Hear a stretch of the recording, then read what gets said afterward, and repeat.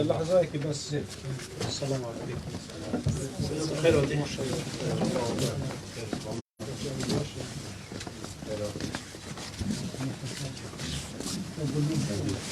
Peki bu eti giranı sayda ya hoş da hay.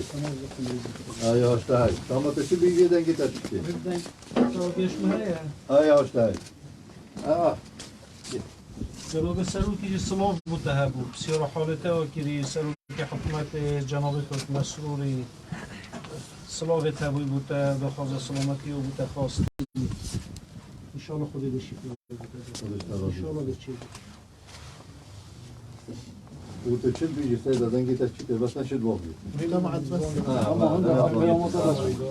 ben tutar ya hoş da hay. Abi bu saat.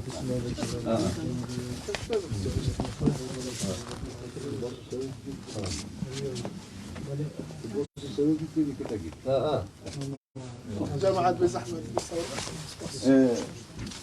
الحمد لله وواجب تقصيرنا لا قام فلانو بيبونا الحمد لله سياسي هم يغطي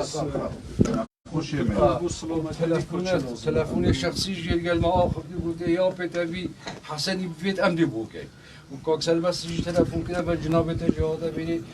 گوتی سربستی گوت برقیا و یا زر گوتی هم حتش تکیف مصاوی بوده وانا باز گوتی ایشالله گوتی هم حوجهی در بناز و دکتور وادی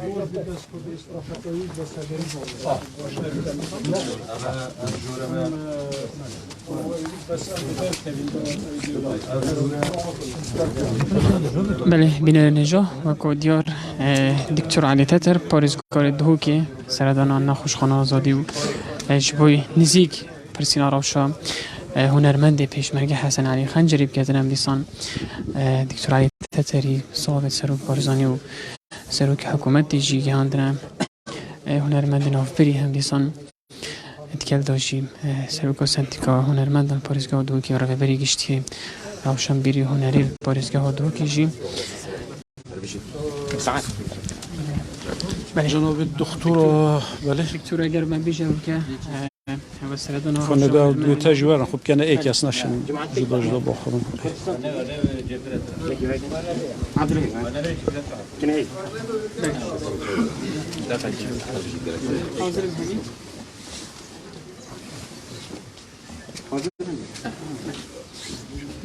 که سردان هنرمند نوبری کرد دی چه باید که هم بیسان سروک حکومت سروک کسانی کاک حسن علی خنجر هنرمندک برنیاس کردستانه و هنرمندک شورشگر زندانی سیاسی بویا تکو شرک بویا خوراگرک بویا و هم همیجی تکوشین و خوراگری های دمه کرک خستنه که نهینی زندان دا موقف توی هم همیه باش زانین خلقی مهمیه پی متأثره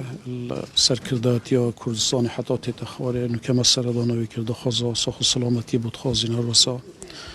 ما سلاوت جناب سروک بارزانی و ید سروک حکمت تحریم کردستانی